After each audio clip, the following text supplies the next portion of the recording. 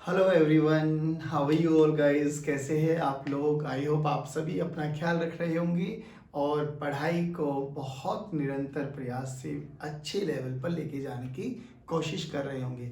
तो गाइस, हम लोग magnetic effect of electric current का आज पार्ट नंबर 10th लेके आए, लेक्चर नंबर 10th लेके आए हैं। और अभी तक हम लोगों ने क्या पढ़ा है, थोड़ा सा रिकैप करते हैं, जिससे हम लोगों को एक बार फ्रेशन अप हो जाएंगे कि हम लोग इस चैप्टर में क्या क्या चीज़ें पढ़ चुके हैं। अगर मैं स्मॉल रिकैप की बात करूं तो इनिशियली कहानी स्टार्ट होती है हमारी अस्टेड एक्सपेरिमेंट से। अस्टेड ने क्या देखा था, ऑब्जर्व किया था कि किसी भी करंट कैरिंग वायर के सामने अगर हम लोग एक मूविंग चार्ज को रखते हैं तो वो अपने पाथ से डेविएट होता है। तो वहाँ पर प्रोड्यूस हुई थी मैग्नेटिक फील्ड, यानी एक मूविंग चार्ज प्रोड्यूस कराता है मैग्नेटिक फील्ड को, और वो फोर्स भी किस पे लगाती है, मूविंग चार्जेस पे फोर्स लगाती है। वहाँ से हम लोगों ने दो ऑब्जर्वेशन देखी थी, क्या कि जो इलेक्ट्रोस्टैटिक हम लोगों ने पढ़ा था वो स्टैटिक चार्ज पे भी फोर्स लगाने में कैपेबल होता है, यानी स्टैटिक चार्ज होगा तो वो इलेक्ट्रिक फील्ड प्रोड्यूस कराता है और मूविंग चार्ज होगा तो वो मैग्नेटिक फील्ड प्रोड्यूस कराता है। ध्यान रखना, स्टैटिक रुका हुआ चार्ज इलेक्ट्रिक फील्ड प्रोड्यूस कराता है और moving charge magnetic field produce कराता है। तो मैग्नेटिक फील्ड खाली मैग्नेटिक फील्ड, मूविंग चार्ज खाली मैग्नेटिक फील्ड प्रोड्यूस कराएगा क्या? नहीं भाई, ये चार्ज कैसा स्टैटिक, क्या प्रोड्यूस करा रहा है, इलेक्ट्रिक फील्ड। इसको मैंने धक्का मारा, भगने लगा, तो ये इलेक्ट्रिक फील्ड भी और मैग्नेटिक फील्ड भी दोनों ही प्रोड्यूस कराता है। ये चीज याद रखना, please pay attention. Rest electric field, motion electric as well as magnetic field दोनों ही प्रोड्यूस कराने वाला है। चलिए, फिर हम लोगों ने बोला कि इस पूरे चैप्टर में हम लोगों ने बात करी कि मैग्नेटिक फील्ड की कैलकुलेशन और उस मैग्नेटिक फील्ड के कारण जो फोर्स लगेगा उसकी कैलकुलेशन। तो मैग्नेटिक फील्ड की कैलकुलेशन के लिए हमारे पास दो लॉज आए थे, one is Biot Savart and second is ampere circuital law. ये दोनों बिल्कुल एनालॉगी थे, कैसे इलेक्ट्रोस्टैटिक में जो हम लोगों ने कूलॉम्स लॉ और गॉस थ्योरम पढ़ी थी, बिल्कुल डिटो सेम। वहां पर E dot D S is equal to Q in by epsilon naught आता है, यहाँ पर B dot D L this is equal to mu naught E I in आता है। सेम एनालॉगी था बिल्कुल। फिर हम लोगों ने बात करी मैग्नेटिक फील्ड कैलकुलेट करने के तरीके, आगे अलग अलग केसेस पे हम लोगों ने मैग्नेटिक फील्ड निकाला। फिर बात करी हम लोगों ने फोर्स, तो हम लोगों ने फोर्स देखा, फोर्स का फॉर्मूला आया क्यू वी क्रॉस बी, यानी एक वेक्टर प्रोडक्ट, और क्यू वी क्रॉस बी में आपका right hand thumb rule plays a very important role. अगर वो आता है तो बहुत अच्छी बात है। फिर हम लोगों ने देखा उसमें अलग अलग केसेस हो सकते हैं, V and B are parallel anti parallel हो सकता है, तो पाथ सीधा जाएगा, कोई चेंज नहीं आएगा। But V and B are mutually perpendicular to each other आ जाता है, तो हम लोगों ने देखा वो एक सर्कल में घूमने वाला है, सर्कल में घूमने वाला है। तो इस केस में हमने देखा कि हमारे पास यूनिफॉर्म सर्कुलर मोशन आने वाला है, यानी मैग्नीट्यूड चेंज नहीं होगा, डायरेक्शन चेंज होगी। तो यूनिफॉर्म सर्कुलर मोशन जो हम लोगों ने 11th स्टैंडर्ड में पढ़ा था बच्चों, उसमें पूरी मैकेनिक्स यहाँ पर इन्वॉल्व होती है। और कल वाले लेक्चर में हम लोगों ने कुछ उसका एग्जाम्पल के बेसिस पे हम लोगों ने कैलकुलेशन भी किया था, प्योरली मैथमेटिक्स था। फिजिक्स का तो बस सिंपल सा कॉन्सेप्ट था, क्या वी और बी परपेंडिकुलर है, यस, तो वो यूनिफॉर्म सर्कुलर मोशन करने वाला है, यस, कितने टाइम में रहने वाला है, कितना उसका डी मिनिमम होना चाहिए, सब चीजें हम लोग कैलकुलेट कर लिए थे। क्या उसका डेविएशन और एंगल होने वाला है, ईच एंड एवरीथिंग जो हम लोगों ने कल डिस्कस किया। कल जाते जाते हम लोगों ने आपको एक क्वेश्चन दिया था कि इस क्वेश्चन को ट्राई करने की कोशिश करना। तो देखिए, इस क्वेश्चन को एक बार करते और फिर अपने आंसर्स को हम मैच कर लेंगे सिंपली। तो हमने क्या बोला था बेटे, जब भी ऐसे क्वेश्चंस आते हैं तो सबसे पहले आपको 3D को 2D में कन्वर्ट करना आना चाहिए। 3D इमेज को 2D में कन्वर्ट करना आना चाहिए, क्योंकि जो ये मेरा प्लेन है ना, बोर्ड है, इस बोर्ड को मैं 2 डायमेंशनल व्यू में एनालाइज करता हूं। आप लोग सेम एनालाइज करेंगे अपनी कॉपी वाले पेजेस पे। 3D को 2D में, और 2D में भी वो वाला प्लेन चाहिए जिसमें हमारे पास कौन लग रहा है बच्चे, force vector and velocity vector. क्यों? क्योंकि यही वो प्लेन है जिसमें वो पार्टिकल सर्कल करने वाला है। फिर हमसे कुछ भी पूछे, कितना टाइम लगेगा, क्या फ्रीक्वेंसी होगी, क्या इसका थीटा एंगुलर डिस्प्लेसमेंट होगा, क्या ओमेगा होगा, हम हर एक चीज कैलकुलेट कर सकते हैं। क्या उसका रेडियस होने वाला है, ये से नो, वेरी गुड। अब हमसे बोला गया चलिए ये वाला पार्टिकल है, तो क्यों ना अभी हमारा जो स्टैंडर्ड है, हमारा स्टैंडर्ड क्या बच्चे, this is X, this is Y, और बाहर कौन है बच्चों, जेड। बाहर है हमारे पास जेड, तो डॉट को रिप्रेजेंट कर दिया मैंने बाहर जेड। अगर मैं इस वाले फिगर को एनालाइज कराने की कोशिश करूं तो देखिए ये मेरा फिगर बन गया, black x, blue Y and this is Z. लेकिन ध्यान से देखिए, वी वेलोसिटी किधर है बेटे, माइनस के बोले तो अंदर, यानी अगर इसको थोड़ा सा अच्छे से समझाने की कोशिश करूं तो ये बन गया हमारे पास, है ना, origin plus minus Y X, ठीक है ना। चलिए, और बी किधर है, जे डायरेक्शन में, यानी वेलोसिटी अंदर है बच्चों, तो मैंने हाथ को वेलोसिटी की डायरेक्शन में रखा, किधर लेके आना है, बी की डायरेक्शन में। वी क्रॉस बी है ना, वी क्रॉस बी है, वी क्रॉस बी है फोर्स, है ना, पॉजिटिव चार्ज है तो टेंशन नहीं लेना, अंदर ऊपर ये आ गया। तो यानी इतना समझ में आ गया, जो फोर्स लगने वाला वो एक्स डायरेक्शन में लगने वाला है। और पार्टिकल ने कहां से स्टार्ट किया बेटा, ओरिजिन से। पार्टिकल ने स्टार्ट कहां से किया है, ओरिजिन से, यानी यही से ओरिजिन स्टार्ट किया है पार्टिकल ने। लेकिन अब हमें तो इस वाले प्लेन में चाहिए फोर्स और वेलोसिटी, लेकिन इसमें क्या है, फोर्स और मैग्नेटिक फील्ड। अब देखिए, ध्यान से देखना प्लीज, पे अटेंशन। ये तो फोर्स है एक्स, क्यों ना मैं इसको ऐसे घुमा दूं, जैसे ही मैंने इसको ऐसे घुमाया, देखा फोर्स तो अभी भी यही रहा, मैग्नेटिक फील्ड किधर चली गई, अंदर, ऊपर कौन आ गया, पॉजिटिव जेड, नीचे कौन आ गया, नेगेटिव जेड। वेरी गुड, यानी मैंने इसको 90 डिग्री पे शिफ्ट कर दिया बस, ठीक है ना, ऐसे था और ऐसे घुमा दिया। घुमाना मेरे हाथ में, मैं अपनी फिगर को बहुत इजी बनाने की कोशिश करेंगे। तो अब जैसे ही हमने ऊपर घुमाया तो ऊपर कौन आ गया, जेड, अंदर कौन चला गया, वाई, देखो ध्यान से, और पॉजिटिव वाई की डायरेक्शन में कौन है, मैग्नेटिक फील्ड। तो इस रीजन में मैग्नेटिक फील्ड किधर आ गया बच्चों, अंदर, किधर आ गया, अंदर, यूनिफॉर्म है, यस सर, कोई दिक्कत वाली बात नहीं है सर। चलो जी, और इधर वेलोसिटी है माइनस जे डायरेक्शन में। ये सब चीजें हमें गिवन है। अब एक बार बताओ बच्चों, इस ओरिजिन से ये दूरी सेंटर, क्योंकि फोर्स जिधर लगेगा वही सेंटर कहलाया जाएगा, क्यों नहीं, इसको आर मान के एक सर्कल ड्रॉ कर दिया जाए, इसको आर मान के एक सर्कल ड्रॉ कर दिया जाए, तो ये वाला पार्ट आ गया हमारे पास सर्कल का, ठीक है ना। अब जो कि ये वाला पार्ट आ गया सर्कल का, तो पार्टिकल ऐसे घूमने वाला है, याद आया, ऐसे घूमने वाला है वो, ऐसे, भाई वेलोसिटी है ना नीचे जेड डायरेक्शन में, तो ऐसे ऐसे फोर्स लगेगा, तो ये एंटी क्लॉकवाइज डायरेक्शन में घूमने वाला है। चलिए, अब हमसे बोला गया किसी भी टाइम टी पर इसने क्या डिस्प्लेसमेंट किया होगा, तो ये थीटा किया होगा। थीटा की वैल्यू कितनी होती है बेटा, ओमेगा टी, चलिए लिख देते हैं ओमेगा टी, ठीक है।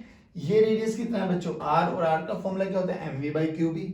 आर का फॉर्मूला क्या होता है बच्चों, M V by Q B.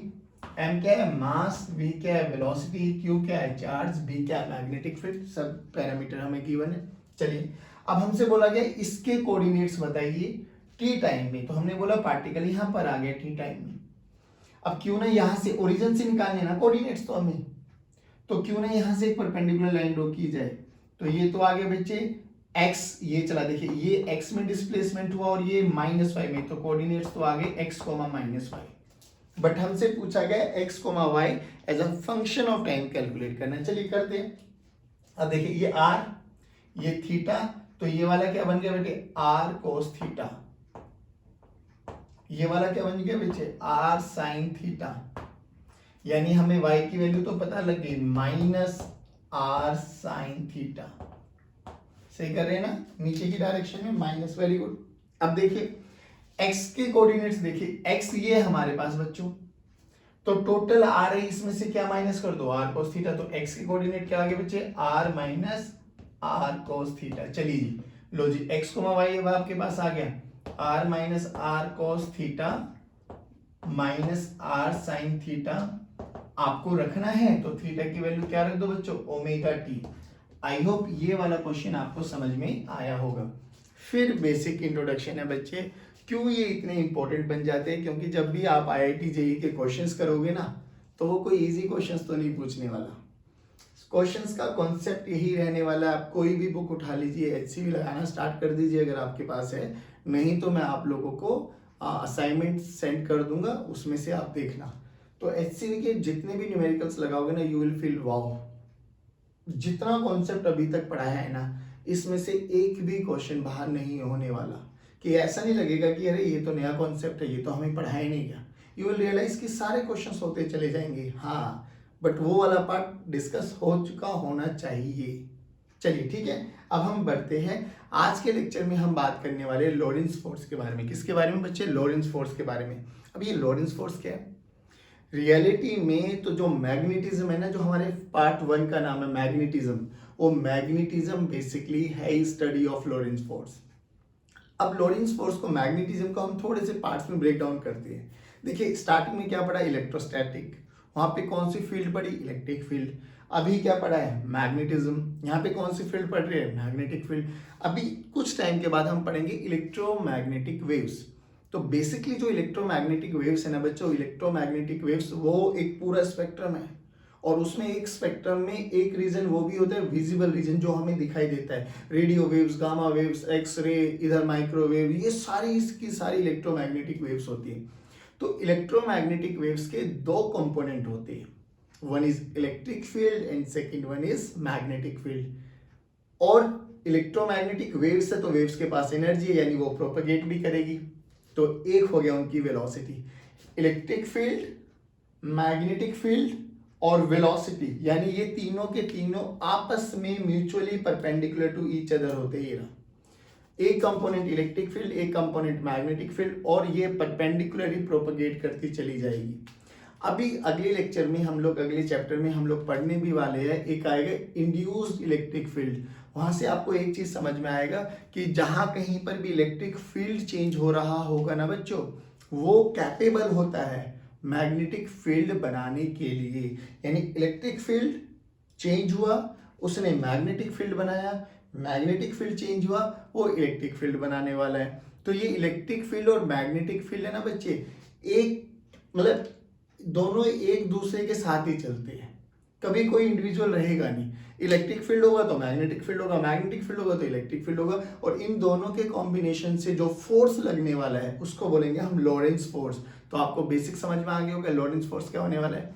Lawrence force basically electric field वाला फोर्स और मैग्नेटिक फील्ड वाला फोर्स, तो इन दोनों का जो नेट फोर्स होगा ना उसको लॉरेंस फोर्स बोल दिया गया। हम लोगों ने क्या बोला, क्या, लॉरेंस फोर्स। दोबारा सुन लीजिए एक बारी, थोड़ा सा कहानी है, आपको याद होनी चाहिए, क्योंकि जैसे जैसे हम ग्रेजुअली अपने सिलेबस की तरफ बढ़ते चले जाएंगे तो आपको सारी चीजें क्रिस्टल क्लियर होती चली जाएंगी। But for a time being आपको ये छोटी सी कहानी याद होनी चाहिए कि हम बेसिकली इलेक्ट्रोमैग्नेटिज्म के बारे में बात करेंगे। इलेक्ट्रोमैग्नेटिज्म बेसिकली क्या है, स्टडी ऑफ इलेक्ट्रिक चार्ज। अब इलेक्ट्रिक चार्ज के हम लोगों ने अलग अलग फेज देखे, रेस्ट पे था, मूव करा, और फिर पढ़ेंगे एक्सेलरेट किया तो क्या हुआ। तो जब इलेक्ट्रिक चार्ज एक्सेलरेट करता है ना, देखिए यहाँ पर यूनिफॉर्म स्पीड से मूव कर रहा है, वहां पर रेस्ट पे था, और अभी अगले वाले चैप्टर में क्या पढ़ने वाले कि वो एक्सेलरेट करेगा, यानी उसकी वेलोसिटी चेंज होगी। तो जब वो चार्ज पार्टिकल एक्सेलरेट करता है ना, वो इलेक्ट्रोमैग्नेटिक वेव्स को जनरेट करता है। इलेक्ट्रोमैग्नेटिक वेव्स के दो कंपोनेंट होते हैं, वन इज इलेक्ट्रिक फील्ड जो आप लोगों ने इलेक्ट्रोस्टैटिक में पढ़ा है, वन इज मैग्नेटिक फील्ड जो अभी आप पढ़ रहे हैं। तो इनके कॉम्बिनेशन से जो फोर्स जनरेट होगा ना किसी भी चार्ज पार्टिकल पे, नेट फोर्स, उसका नाम बोला गया लॉरेंस फोर्स। तो लॉरेंस फोर्स क्या हुआ sir, it is the vector sum of electric force यानी Q into E plus magnetic force यानी Q V cross B। I hope समझ में आया, yes yes right, Y for yes and for no. चलिए अब हम उसके बारे में थोड़ा डिटेल एनालिसिस करते हैं।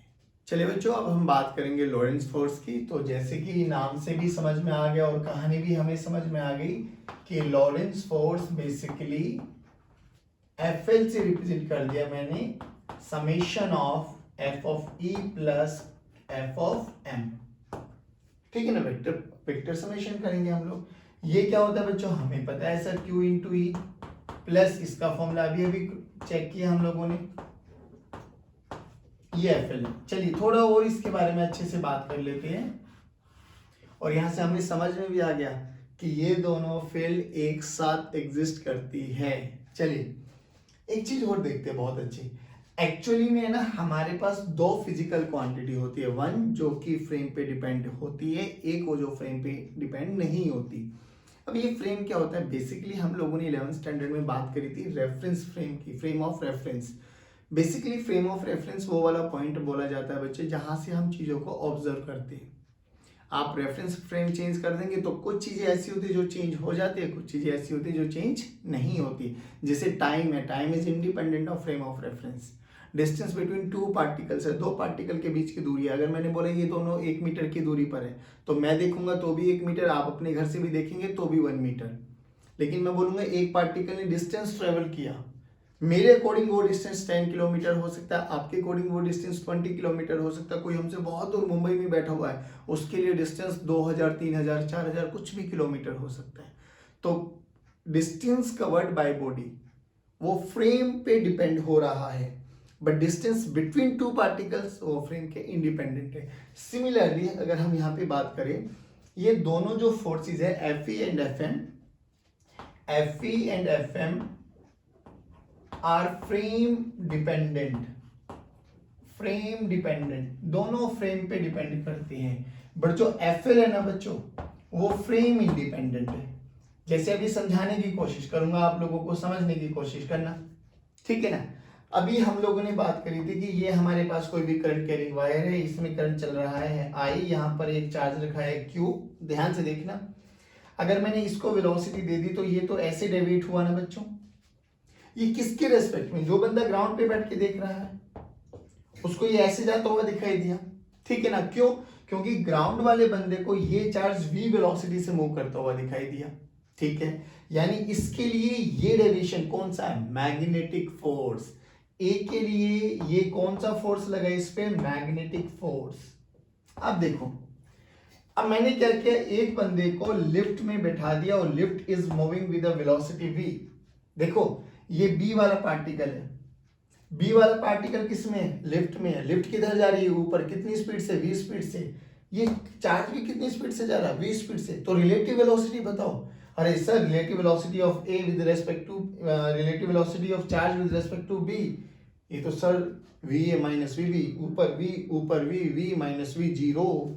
यानी b के रेस्पेक्ट में अगर मैं बात करूं तो ये चार्ज रेस्ट पर है, ये चार्ज रेस्ट पर है, क्योंकि दोनों ऊपर जा रहे हैं। रिलेटिव वेलोसिटी का कॉन्सेप्ट लगाएंगे तो b के रेस्पेक्ट में अकॉर्डिंग टू b तो q की वेलोसिटी कितनी आ गई, जीरो। q की वेलोसिटी जीरो आ गई, तो यानी मैग्नेटिक फोर्स तो इसके लिए क्या बन गया, जीरो, b के रेस्पेक्ट में। लेकिन ये घूमेगा नहीं, क्या घूमेगा, तो अब ये घूमेगा कैसे, सर मैग्नेटिक फोर्स तो जीरो आ गया। हाँ, तो b के लिए मैग्नेटिक फोर्स जीरो हुआ ना, लेकिन b के लिए भी ये घूमेगा तो जरूर। तो यहाँ पे b के लिए कौन घुमाएगा, इलेक्ट्रोस्टैटिक फोर्स। कौन घुमाएगा बच्चों, इलेक्ट्रोस्टैटिक फोर्स। a के लिए कौन घुमा रहा था, मैग्नेटिक फोर्स। a के लिए कौन जीरो था, इलेक्ट्रिक फोर्स। यानी a के लिए Fe जीरो है, लेकिन मैग्नेटिक फोर्स एग्जिस्ट करेगा तो सर्कल में घूमेगा। सिमिलरली अगर मैं b पे देखूं बैठकर तो मेरे लिए Fe जीरो हो गया, सॉरी Fm जीरो हो गया और Fe उसको घुमाएगा। यानी जैसे मैंने अपना रेफरेंस फ्रेम चेंज किया, रेफरेंस फ्रेम, फोर्स चेंज हो गया सर, मतलब फोर्स का सोर्स चेंज हो गया। एक के लिए मैग्नेटिक हो गया, एक के लिए इलेक्ट्रोस्टैटिक हो गया। तो यहां से समझ में आ गया कि ये तो सर मतलब एक साथ ही चलने वाली चीजें है, कभी ये एक्ट करेगी कभी ये एक्ट करेगी। जैसे जैसे फ्रेम चेंज कर देंगे वैसे वैसे हमारी चीजें भी चेंज होती चली जाएगी। जल्दी बताइए, आया नहीं आया, समझ में आया। लेकिन Fl देखिए, किसी भी फ्रेम रेफरेंस से देखिए, ये तो सर सर्कल ही घूमने वाला है, यानी सर्कुलर पाथ को ही अटेन करने वाला है। तो Fl लॉरेंट्ज फोर्स जो है वो फ्रेम फ्रेम फ्रेम इंडिपेंडेंट है। बोलो यहां तक चीजें समझ में आई क्या, जल्दी बताइए। दोबारा से रिकैप करते हैं। लॉरेंट्ज फोर्स इसलिए कह रहा हूं कि रियल मैग्नेटिज्म तो यही है। जब आप लोग इंजीनियरिंग में जाएंगे तो यू विल रियलाइज कि अच्छी अच्छी किताबों में मैग्नेटिज्म स्टार्ट ही यहां से होता है, Fe प्लस Fm। वो बेसिक चर्चा कर रहे हैं हम लोग। ये नॉर्मल बुक्स में तो ये सब चीजें मिलती भी नहीं है, कौन फ्रेम डिपेंडेंट है कौन फ्रेम इंडिपेंडेंट है, बस रटा देते हैं हम लोगों को, ऐसे रट लो बात खत्म। बट हमें बेसिक चर्चा करनी, बेसिक। तो हमने देखा कि Fe प्लस Fm ठीक है, कौन डिपेंडेंट होता है ठीक है। फिर हम लोगों ने इलस्ट्रेशन देखा कि ग्राउंड के रेस्पेक्ट में देखूं तो भी घूम रहा है, लिफ्ट के रेस्पेक्ट में देखूंगा तो भी घूम रहा है। लेकिन ग्राउंड के रेस्पेक्ट में Fe जीरो है तो Fm घुमा रहा है। लिफ्ट के केस में देख रहा हूं तो Fm जीरो है, क्योंकि V जीरो हो गई तो इसको कौन घुमाएगा, इलेक्ट्रोस्टैटिक। यानी E एंड B दोनों एक साथ एग्जिस्ट करते हैं। जल्दी बताइए, यहां तक चीजें समझ में आई बच्चों, वेरी गुड। अब इससे रिलेटेड हम थोड़ा और चर्चा करते हैं। याद कीजिए हम लोगों ने magnetic field due to moving charges के कारण निकाला था, फॉर्मूला आया था ना, magnetic field due to moving charges. Last to last lecture में याद कीजिए कि ये कोई भी चार्ज था, क्यू चार्ज, dt टाइम में चला था, हैविंग स्पीड v, तो dl को हम लोगों ने लिखा था बच्चों v dt, याद है, याद है, वेरी गुड। और I को हम लोगों ने लिखा था q बाई dt। तो मैग्नेटिक फील्ड किसी भी पॉइंट पर r दूरी पर, r वेक्टर दूरी पर मैग्नेटिक फील्ड कितनी आ गई थी बच्चे, dv, this is equal to according to Biot Savart mu naught by 4 pi I dl cross r by r vector के मैग्नीट्यूड का क्यूब, याद है ना। चलिए अब I की वैल्यू को हम लोगों ने क्या रख दिया, q बाई डी टी। चलो भैया रखते हैं, I की वैल्यू को क्या रखा बच्चे हम लोगों ने, I की वैल्यू को रखा sir q by D T 4 pi D T. dl की वैल्यू को क्या रखा बच्चों हम लोगों ने, v dt क्रॉस r, ठीक है ना, डिवाइडेड बाय r वेक्टर के मैग्नीट्यूड की पावर क्यूब। चलिए dt विल कैंसिल आउट, तो magnetic field due to moving charges कितना आया, तो b का फॉर्मूला हमारे पास बना बच्चों म्यू नॉट बाय 4 पाई, देखिए mu naught by 4 pi q v cross r divided by r cube या r वेक्टर का क्यूब। अब ये फॉर्मूला इतना इंपॉर्टेंट बन जाता है बच्चे, देखिए लॉरेंस फोर्स की थोड़ी प्रैक्टिकल एप्लीकेशन के बारे में बात करते हैं। ये फॉर्मूला क्यों इतना इंपॉर्टेंट बन जाता है, अब हमें पता लग गया कि अगर हमारे पास दो चार्जेस गिवन है, लेट्स से हमारे पास एक चार्ज ये रहा बच्चों q1, दोनों के बीच में सेपरेशन है let's say r vector position vector, और एक चार्ज है हमारे पास q2, ठीक है ना। तो अगर इनके बाद हम इलेक्ट्रोस्टैटिक की इंटरेक्शन की बात करें तो इलेक्ट्रोस्टैटिक की इंटरेक्शन तो होगा, कितना होगा, Fe की बात कर लेते हैं हम, तो Fe कितना होगा बच्चे, k q1 q2 by r vector के मैग्नीट्यूड का स्क्वायर, ठीक है। अभी 2 मिनट के लिए भूल जाओ कि यहाँ पे कोई इलेक्ट्रोस्टैटिक इंटरेक्शन हो रहा है, 2 मिनट के लिए भूल जाते हैं, हम अभी इलेक्ट्रोस्टैटिक इंटरेक्शन के बारे में यानी इलेक्ट्रोस्टैटिक फोर्स को इन्वॉल्व नहीं कर रहे। चलिए जी, तो हमने बोला ये जो चार्ज है ना, ये v1 वेलोसिटी से ऊपर जा रहा है, ये भी v2 वेलोसिटी से ऊपर जा रहा है। ध्यान से सुनना, पहले बताइए क्या दोनों चार्जेस मूव कर रहे हैं, हाँ। अभी अभी देखा क्या मूविंग चार्ज कैपेबल होता है मैग्नेटिक फील्ड निकालने के लिए, हाँ। तो यानी 1 के कारण 2 पर और 2 के कारण 1 पर मैग्नेटिक फील्ड तो होगा जरूर, और मैग्नेटिक फील्ड होगा तो फोर्स तो लगेगा। अब हमें यही पूछा गया, calculate F on 1 due to 2 and F on 2 due to 1। यानी अगर हम बात करें तो हमें एक दूसरे का फोर्स कैलकुलेट करना है। तो बच्चों फोर्स का फॉर्मूला कितना होता है, मैग्नेटिक फोर्स का फॉर्मूला जल्दी बोलेंगे, Fm this is equal to Q into V cross B। अब ध्यान से देखना, हमें क्या करना है, 1 के कारण 2 पे निकालना है ना, तो पहले Q1 देखो, Q1 moving with velocity V1 और this is your R1, R position vector मान लेते हैं। मैग्नेटिक फील्ड के फॉर्मूले में देखिए V क्रॉस R, यानी V क्रॉस R, यानी इस मूविंग चार्ज के कारण जो यहाँ पे P पॉइंट पर या 2 पॉइंट पर मैग्नेटिक फील्ड होगी वो अंदर की डायरेक्शन में होगी। ध्यान से देखना, कितनी होगी हमें नहीं पता अभी, बट मान लेते B1 किसके कारण है, Q1 के कारण, ठीक है ना। कितनी दूरी पर, R, डायरेक्शन कैसे निकालेंगे, V क्रॉस R आ गया। चलिए अब इस पे कितनी मैग्नेटिक फील्ड है, तो B1 का फॉर्मूला ये रहा ना आपके पास, देखिए B1 कितना आया बच्चों, मैग्नीट्यूड देख लेते हैं, mu naught by 4 pi, Q की वैल्यू रखेंगे Q1 into V cross R, यानी V1 cross R by R vector का मोड का क्यूब, ठीक है। चलिए B अंदर है, अब देखिए इस पे, अब इसका रोल खत्म, क्योंकि Q1 का रोल क्या है, बस मैग्नेटिक फील्ड को जनरेट करना, हो गया। अब इसको हटाओ, यहां पर अंदर मैग्नेटिक फील्ड है जिसका मैग्नीट्यूड B1 है। चार्ज किधर है बच्चों, चार्ज ऊपर जा रहा है, having velocity V2, charge Q2। चलिए अब देखिए, अब बताइए इस पे फोर्स लगेगा क्या, यस सर, क्योंकि velocity and magnetic field are perpendicular to each other. ये तो वही केस बन गया सर, ठीक है। V ऊपर है, क्रॉस B अंदर है, यानी फोर्स लगा इस डायरेक्शन में, तो इस फोर्स का क्या नाम हो गया बच्चों, F on 2 ड्यू टू 1। कैसे लिखेंगे? Q2 into V2 cross B1। लो, ये मैग्नेटिक फील्ड फोर्स का फॉर्मूला आ गया। चलिए रखिए, Q2 V2। अब देखिए V2 और B1 में कितना एंगल है? 90 डिग्री। तो V2 B1 sign 90, V2 B1 sign 90। तो F21 की वैल्यू देखो बच्चों, F21 किधर आ गया बच्चों? लेफ्ट में आया पहली बात। तो कितना मैग्नीट्यूड आया? Q2 V2 into B1। B1 की वैल्यू देखिए, mu naught by 4 pi Q1, mu naught by 4 pi Q1 V1 cross R। V1 और R में भी कितना एंगल है? 90 डिग्री, यानी V1 R by R cube. ठीक है ना, ये हो गया जी। लो, अब R ने R को मारा तो ये स्क्वायर आ गया। तो F21 की वैल्यू देखो कितनी बनी बच्चों? F21 की वैल्यू कितनी बनी बच्चों? Mu naught by 4 pi, mu naught by 4 pi Q1 Q2 Q1 Q2 V1 V2 V1 V2 by R square. ये आ गया। ठीक है। अब similarly in the same fashion हमें क्या निकालना है? F12। अब F12 कैसे निकालेंगे? क्या आप लोग निकाल सकते हैं क्या? दे दो होमवर्क क्वेश्चन? नहीं, चलो तो कर लेते हैं। अब क्या करना है? अब हमें V2 पहले क्या किया था? Q1 के कारण B1 निकाला था R दूरी पर। अब क्या करो? Q2 के कारण निकालो R दूरी पर B2 कितना होगा। ठीक है ना। चलिए, तो ये हमारे पास Q2 रहा बच्चों।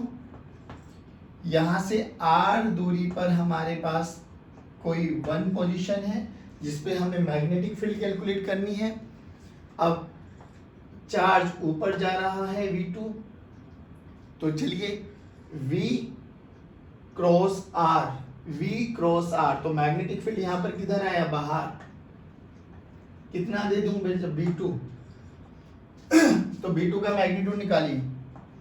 B2 का मैग्नीट्यूड देखिए बच्चों कितना आया? Sir mu naught by 4 pi, mu naught by 4 pi Q2। अब V क्रॉस R, V ऊपर है, R ये रहा 90 डिग्री है, तो ये कितना बना बच्चों? V2 R sine 90 divided by R cube.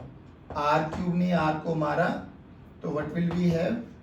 Mu naught by 4 pi Q2 V2 by R square. ये बना B2। फोर्स निकालो। अब फोर्स के लिए Q V क्रॉस B, इस पे है मैग्नेटिक फील्ड बाहर है। ठीक है, R दूरी पर कांस्टेंट है, चार्ज ऊपर जा रहा है हैविंग वेलोसिटी V1, मैग्नीट्यूड कितना है बच्चों? Q1। अब देखिए V ऊपर है, B बाहर है, तो राइट डायरेक्शन में लगा फोर्स, तो फोर्स इस डायरेक्शन में लगा। कौन लगा बेटे? F12। F12 की वैल्यू देख लीजिए। अब F12 क्या हो गया बच्चों? Q किस पे लगा? 1 पे। V कौन सा V? V1 cross B2। लो बेटे, तो देखिए एक चीज तो समझ में आया, ये वाला फोर्स किधर लग रहा था? राइट डायरेक्शन, लेफ्ट डायरेक्शन में। ये वाला किधर लग रहा है? राइट डायरेक्शन में, यानी दोनों एक दूसरे के ऑपोजिट है। पहली बात तो यहाँ से समझ में आ गया। मैग्नीट्यूड देखिए, क्या मैग्नीट्यूड इसका ये आया, इसका मैग्नीट्यूड और निकाल लेते हैं। देखिए F12 का मैग्नीट्यूड चेक करते हैं बच्चों। F12 का मैग्नीट्यूड Q1, V1 की वैल्यू V1 और B2 में कितना एंगल है? V1 ऊपर है, B2 बाहर है 90 डिग्री, तो साइन 90 बनने वाला है। B2 की वैल्यू देखिए, mu naught by 4 pi Q2 V2 by R square. अरे ध्यान से देखो, mu naught by 4 pi, mu naught by 4 pi Q1 Q2 V1 V2 R square. Sir दोनों की डायरेक्शन अपोजिट, दोनों का मैग्नीट्यूड सेम। ये तो एक्शन रिएक्शन पेयर की कंडीशन है। देखो एक्शन रिएक्शन पेयर क्या कहता है? दो डिफरेंट बॉडीज पे लगना चाहिए, लग रहा है Q1 है Q2 है, दोनों का मैग्नीट्यूड सेम होना चाहिए, दोनों का मैग्नीट्यूड सेम है, दोनों की डायरेक्शन अपोजिट होनी चाहिए, दोनों की डायरेक्शन अपोजिट है, दोनों का नेचर सेम होना चाहिए। अगर ये चारों कंडीशन सेटिस्फाई करते तो क्या magnetic force action reaction pair force है? Yes sir, action reaction pair force है। बात समझ में आई आप लोगों की? चलिए इसमें एक और क्वेश्चन करते हैं। उसमें हम लोगों ने क्या करना है, वेलोसिटी की डायरेक्शन को चेंज करना है। वेलोसिटी की डायरेक्शन को चेंज करके फिर हम दोबारा रिजल्ट को एनालाइज करेंगे। क्या स्टिल दोनों का फोर्स सेम आता है? क्या दोनों की डायरेक्शन अपोजिट आती है? अगर हाँ तो एक्शन रिएक्शन पेयर हो जाएगा। चलिए स्टार्ट करते। चलिए बच्चों अब एक क्वेश्चन और करके देखते हैं। मान लेते हैं वही ये चार्ज Q1, ये charge Q2। Now this charge is moving with some velocity V1 और ये V2 वेलोसिटी से आ रहा है इस डायरेक्शन में। सेम पैरामीटर्स लिए हम लोगों ने, दोनों के बीच का जो पोजीशन वेक्टर है वो R, ठीक है। चलिए अब हम वही बात करते हैं। इसके कारण यहाँ पर मैग्नेटिक फील्ड निकालते हैं। तो मैग्नेटिक फील्ड तो अभी भी किधर होगा बच्चे, V क्रॉस B, यानी यहाँ पर B1 तो अभी भी अंदर होगा। देखिए B1 अंदर है, V इधर है, परपेंडिकुलर केस बना अभी भी। तो force on 2 due to 1, force on 2 due to 1 कितना बना बच्चों? चलिए जी सर बात करते हैं। फोर्स ऑन 2 ड्यू टू 1 बना Q1, इस पे निकालना है, नहीं इस पे निकालना है ना फोर्स हमें, Q2 into V2 cross B1। अब B1 कितना है? B1 तो वही होगा sir mu naught by 4 pi Q1, ठीक है ना। V1 क्रॉस R 90 डिग्री है बच्चे, तो V1 R sine 90 divided by RQ,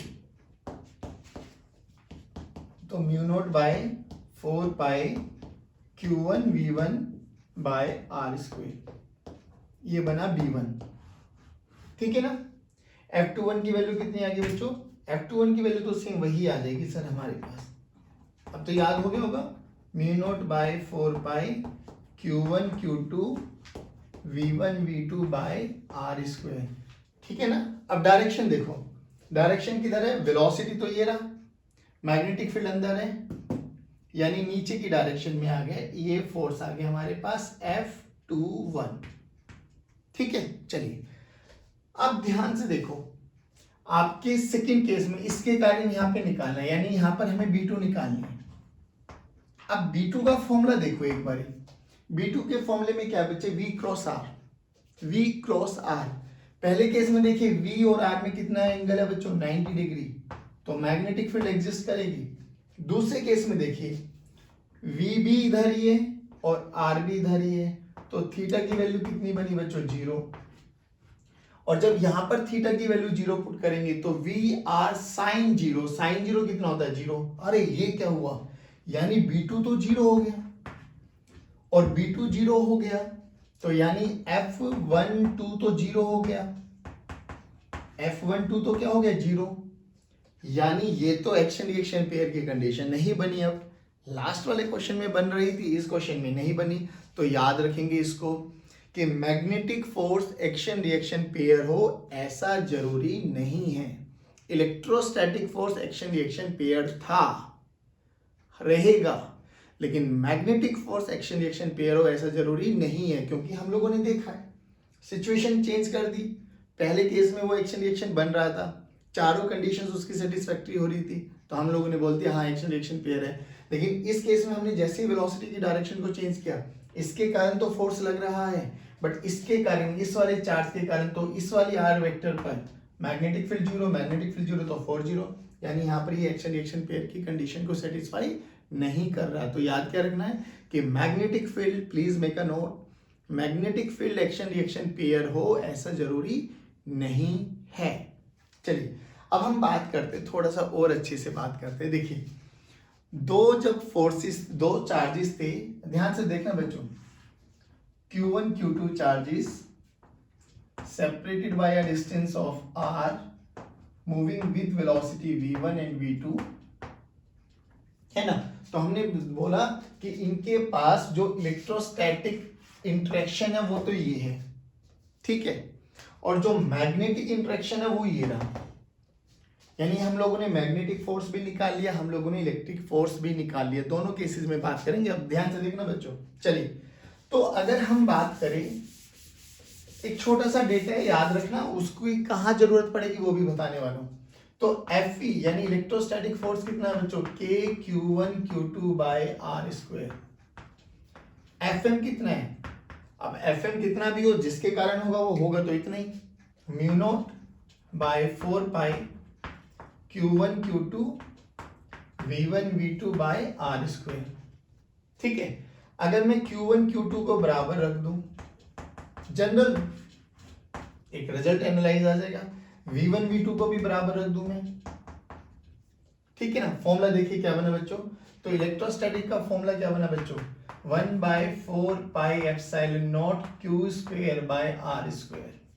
Fm का फॉर्मूला देखना क्या बना बच्चों, μ0/4πr², Q²/v²। दोनों को डिवाइड करते हैं, रेशियो करी हम लोगों ने, Fe/Fm, Fe/Fm देखिए 4πr² cancel out, Q² cancel out, तो बचा क्या हमारे पास, देखें इधर से, यहां से बचा 1/ε0, यहां से बचा बच्चों μ0, ठीक है ना, μ0 इंटू v², μ0 इंटू v², यानी Fe/Fm का रेशियो क्या बना बच्चों, देखो ध्यान से, 1/μ0ε0 v²। अब प्लीज पे अटेंशन, जो ये μ0ε0 होता है ना बच्चों, रियलिटी में जो स्पीड ऑफ लाइट होती है ना वो ये होती है 1/√μ0ε0, यानी मैं लिख सकता हूं c², this is equal to 1/μ0ε0। देखो स्क्वायरिंग बोथ साइड कर दी मैंने, यानी इसकी वैल्यू को मैं लिख सकता हूं c²/v²। अब please pay attention, c is what, speed of light, बहुत कम बहुत ज्यादा, बहुत कम बहुत ज्यादा, 3 × 10⁸ मीटर पर सेकेंड। v क्या है, मेरी चार्जेस की वेलोसिटी कितनी होती है, 1 मीटर पर सेकेंड, 2 मीटर पर सेकेंड, 10 मीटर पर सेकेंड, 20 मीटर पर सेकेंड, 100 मीटर पर सेकेंड। अरे यार ये देखो कितना है, 3 × 10⁸ मीटर पर सेकेंड, यानी numerator is very very very very very very greater than denominator. अगर न्यूमरेटर बहुत बड़ा है डिनोमिनेटर से, तो c/v की वैल्यू जो रेशियो है वो ग्रेटर देन 1 आएगी। देखो एक बारी, इफ, देखो ध्यान से, if numerator is very very very very greater than denominator, या c is very very very very greater than v, और होता भी है, तो हम लोग लिख सकते हैं Fe/Fm is very very greater than 1, यानी 1 से बड़ा आएगा ये रेशियो ना, तो यानी Fe is greater than Fm। याद रखना बच्चों, ये रिजल्ट क्यों याद करा रहा हूं, इसका लॉजिक समझाता हूं, कि अगर कहीं पर किसी भी स्पेस में Fe और Fm दोनों एग्जिस्ट करते हैं, Fe और Fm दोनों एग्जिस्ट करते हैं, तो कौन सबसे डोमिनेटिंग रहेगा, इलेक्ट्रिक फोर्स। कौन डोमिनेटिंग रहेगा, इलेक्ट्रिक फोर्स। अब ये यहाँ क्यों कर रहे हैं, क्योंकि हम लोगों ने, याद करो, इलेक्ट्रोस्टैटिक में केवल और केवल इलेक्ट्रिक फील्ड के बारे में बात करी थी, वहां पे भी तो चार्ज मूव कर रही थी, वहां पे भी तो चार्ज मूव कर रहे थे, और चार्ज मूव करेंगे तो समझ में आता है मैग्नेटिक फोर्स तो बनेगा, लेकिन वहां पर हम लोगों ने मैग्नेटिक फोर्स को दूर दूर तक नहीं लेके आए थे कॉन्सेप्ट में, क्योंकि हम लोगों ने पढ़ा ही नहीं था। बट अब पढ़ने के बाद भी हम कह सकते हैं वहां पर मैग्नेटिक फोर्स इसलिए नहीं लेके आए थे क्योंकि इलेक्ट्रिक फोर्स के कंपैरेटिवली मैग्नेटिक फोर्स बहुत छोटा होता है। यानी अगर इलेक्ट्रिक और मैग्नेटिक फोर्स एक्ट कर रहे होंगे तो which one is more dominating, electric force. ये वाला पॉइंट आपको याद रखना है मेरे प्यारे बच्चों। यही वाले कॉन्सेप्ट से आपका साइक्लोट्रॉन को भी आगे लेके जाएंगे, क्योंकि एक पॉइंट ऐसा आएगा जहां इलेक्ट्रिक फील्ड और मैग्नेटिक फील्ड दोनों ही एग्जिस्ट करेंगे। तो इलेक्ट्रिक फील्ड एक्सेलरेट कराता है, मैग्नेटिक फील्ड रोटेट कराता है, तो जहां इलेक्ट्रिक फील्ड होगा और मैग्नेटिक फील्ड होगा वहां पार्टिकल केवल और केवल एक्सेलरेट करेगा। बात समझ में आई? तो ये वाला पॉइंट बहुत इंपॉर्टेंट है, दैट्स वाई आपको ये पूरा बाइफर्केशन कराया है। तो आई होप लॉरेंस फोर्स का बेसिक इंट्रोडक्शन आपको समझ में आ गया होगा। लॉरेंस फोर्स क्या होता है, Fe प्लस Fm, ठीक है ना। Fe और Fm आपके पास फ्रेम डिपेंडेंट होते हैं, जबकि Fl फ्रेम इंडिपेंडेंट होता है। फिर उनके बेसिस पे हम लोगों ने बहुत छोटी छोटी चर्चाएं की थी, वहां से एक रिजल्ट और समझ में आया था कि जो मैग्नेटिक फोर्स है वो वो एक्शन रिएक्शन पेयर फोर्स हो ऐसा जरूरी नहीं है। फिर ये रिजल्ट बहुत अच्छा था कि अगर कहीं पर Fe और Fm दोनों ही एग्जिस्ट कर जाए तो Fe यानी electrostatic force is more dominating force than Fm। बात समझ में आई बच्चों? तो आई होप बच्चों ये वाला लेक्चर अभी तक आपको समझ में आया होगा। अब हम जिस पार्ट के बारे में बात करने वाले, बेसिकली हम एज इट इज इसको मॉडर्न फिजिक्स में पढ़ने वाले हैं। बट अभी क्यों पढ़ रहे हैं? क्योंकि हमें एक डिवाइस पढ़नी है जिसका नाम साइक्लोट्रॉन होता है। अब वो साइक्लोट्रॉन करता क्या है? उसमें हमें चार्ज पार्टिकल को ना एक्सेलरेट कराना होता है, बहुत हाई स्पीड के लिए हम उसका यूज करते हैं। अब ये हाई स्पीड की क्यों जरूरत पड़ी हम लोगों को? तो रियलिटी में जब हम मॉडर्न फिजिक्स में पढ़ेंगे, न्यूक्लियर फिजिक्स पढ़ेंगे, तो वहाँ पर हमें बहुत हाई स्पीड वाले चार्ज पार्टिकल चाहिए होते हैं। तो रियलिटी में सबसे पहले एक और सेटअप किया गया था जिसका नाम है इलेक्ट्रॉन गन। अभी आप लोग जब नाम सुनेंगे, न्यूमेरिकल करेंगे, तो वहाँ पे दिखाई देगा बच्चों आपको ये नाम लिखा हुआ इलेक्ट्रॉन गन। तो इलेक्ट्रॉन गन में बेसिकली हम करते क्या है, मतलब इलेक्ट्रॉन गन में अगर सेटअप देखें तो बेसिकली एक टंगस्टन का फिलामेंट होता है, टंगस्टन का फिलामेंट, और उसको हम लोग गरम करते हैं इसको ना, इसको एक्सेस हीटिंग के कारण इसको हम गरम करते हैं। ये गन शेप में बनी है एक, ठीक है ना।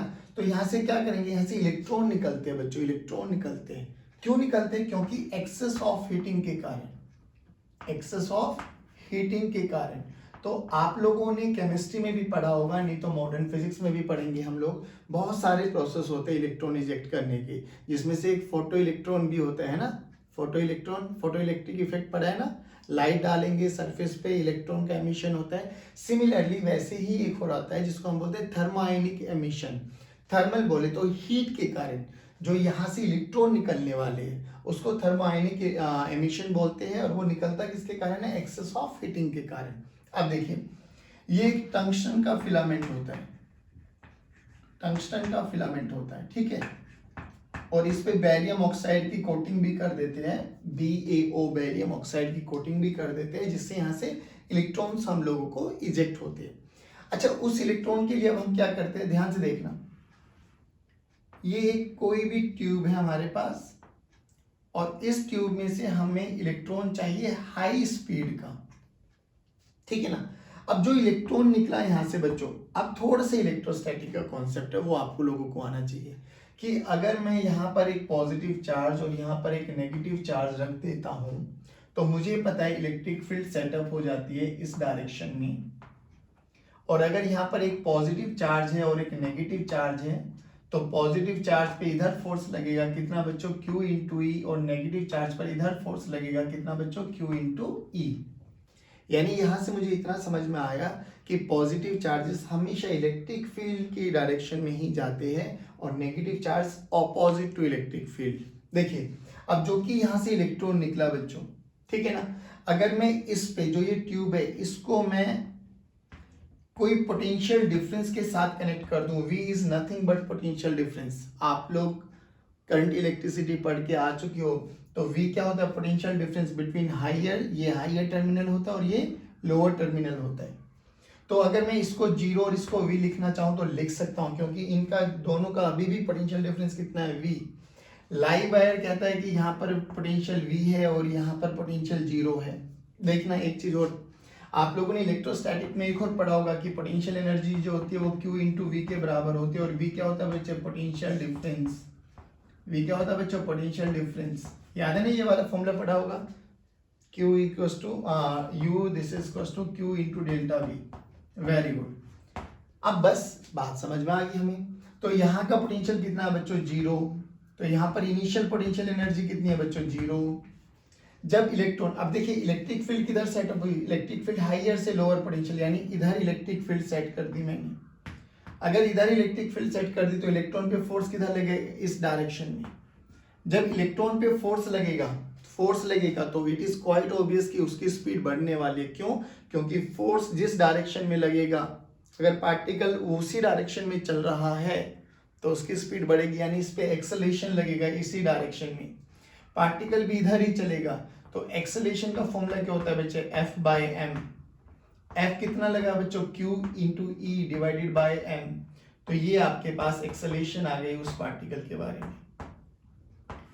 एक्सेलेरेशन भी इधर ही है, पार्टिकल की इनिशियल वेलोसिटी यानी वो चलेगा भी इधर, तो वेलोसिटी यहाँ पर बढ़ती चली जाएगी, वेलोसिटी इंक्रीज होती चली जाएगी। अच्छा, इस पॉइंट पे कितना पोटेंशियल है बेटे, इस पॉइंट का पोटेंशियल है V। चार्ज कितना मान लिया मैंने, Q, तो यहाँ पर पोटेंशियल एनर्जी कितनी आ गई, Q इंटू वी। तो यहां से यहां तक पोटेंशियल एनर्जी कितनी आ गई, QV। ये QV क्या, उसकी पोटेंशियल एनर्जी। अच्छा, जब यहां से निकलेगा तो यही पोटेंशियल एनर्जी कन्वर्ट हो जाएगी उसकी किसमें बच्चों, काइनेटिक एनर्जी में। तो यहां पर हम लिख सकते हैं potential energy, this is equal to kinetic energy, conservation of energy से। अब पोटेंशियल एनर्जी का फॉर्मूला कितना बच्चे, Q इंटू वी। बच्चों प्लीज ध्यान से देखना, ये V पोटेंशियल डिफरेंस है और ये किसके बराबर होता है बेटा, 1/2 m into V square, where V is what, mass of the charge particle, V is what, velocity. ये V वेलोसिटी है बच्चे हमारे पास। तो यहां से वेलोसिटी का फॉर्मूला अगर मैं देखूं तो वेलोसिटी का फॉर्मूला कितना आ गया बच्चे, 2q capital V by m का अंडर रूट। ध्यान से देखना, ये स्मॉल v और ये कैपिटल V दोनों v सेम नहीं है। वो v वेलोसिटी स्पीड को रिप्रेजेंट करने वाला है, ये v पोटेंशियल डिफरेंस को रिप्रेजेंट करने वाला है। यानी यहां से एक रिलेशन मुझे समझ में आ गया। देखिए 2q बाय m तो कांस्टेंट है, यानी velocity is directly proportional to under root v। और v क्या बच्चे हमारे पास, पोटेंशियल डिफरेंस। यानी जैसे जैसे मैं, मान लो ये 10 वोल्ट है, 10 वोल्ट पे वेलोसिटी अलग है, मैंने पोटेंशियल डिफरेंस 15 वोल्ट कर दिया, वेलोसिटी और बढ़ गई, 20 वोल्ट कर दिया और बढ़ गई, 100 वोल्ट कर दिया और बढ़ गई। यानी मुझे अगर वेलोसिटी बढ़ानी है तो मुझे इसका पोटेंशियल डिफरेंस लगातार चेंज करता जाना चाहिए। अब इसके पोटेंशियल को चेंज करने में भी हमारे लिमिटेशन है भैया, तो मैं कुछ पोटेंशियल डिफरेंस तक तो लगा पाऊंगा, बट हाई पोटेंशियल अगर मुझे चाहिए होगा तो मैं नहीं लगा पाऊंगा। बट हाँ, यहाँ से इतना मुझे समझ में आया कि अगर आपको स्पीड बढ़ानी है तो पोटेंशियल डिफरेंस आपको बढ़ाना पड़ेगा।